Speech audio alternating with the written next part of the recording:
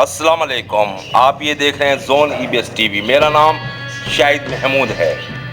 जैसा कि आप देख रहे हैं कि घोड़े किस तरह तेज़ी से भाग रहे हैं। एक ज़माना था कि घोड़े हेलीकॉप्टरों से भी तेज़ से भागा करते थे और यही दुनिया थी। आप जानते नहीं कि इस वक्त दुनिया ने कितनी बड़ी तरक्की की है।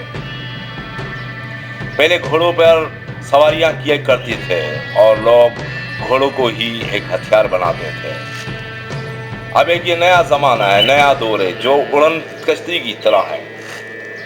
ये देखिए कि साइंसदानों ने आजकल क्या किया है, यानी कि यहाँ से वहाँ तक, यानी कि चांद सितारों तक घूम कर आते हैं। ये दुनिया ने एक अजीब तरक्की की है, आप जानते नहीं। जिन्होंने देखा उन्होंने यकीन किया, जिन्होंने ना देखा उन्होंने यकीन नहीं किया।